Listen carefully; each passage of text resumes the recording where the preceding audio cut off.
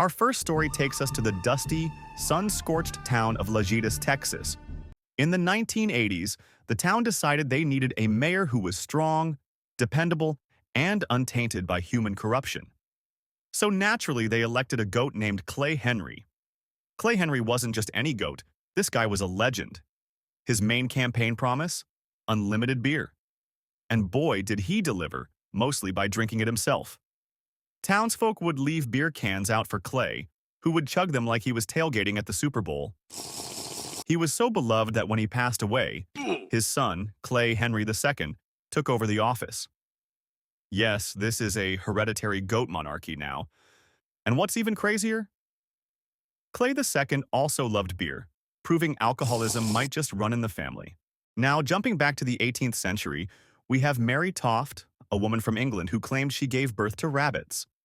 And no, this isn't some weird metaphor. She literally convinced doctors that baby bunnies were coming out of her. Now, if you're thinking, surely the medical professionals saw through this, you're giving 18th century doctors way too much credit. They were so convinced that King George himself sent his personal physician to investigate.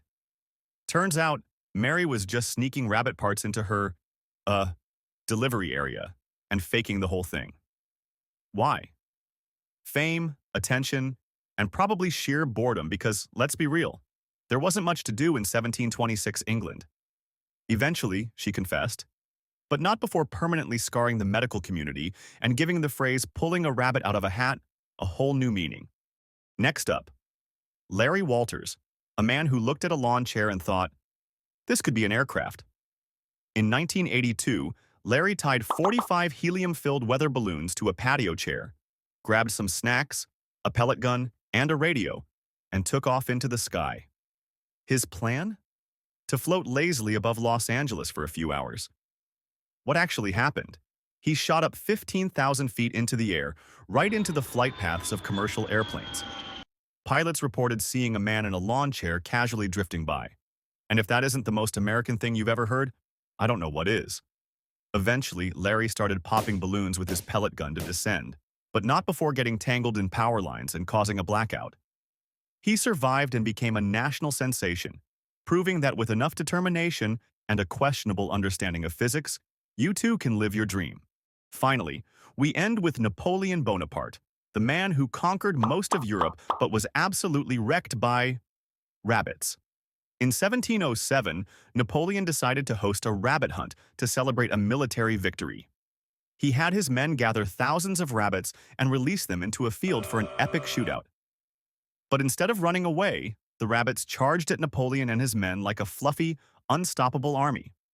Turns out, the organizers had accidentally bought tame rabbits used to being fed by humans.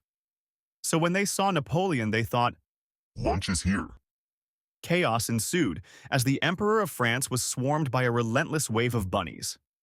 He eventually fled in his carriage, defeated not by armies or empires, but by a horde of aggressively cuddly creatures. So, what did we learn today? That goats make great mayors, bunnies make terrible infants and military adversaries, and sometimes the most ridiculous stories are the ones that actually happened. Thanks for watching, and I'll catch you in the next one.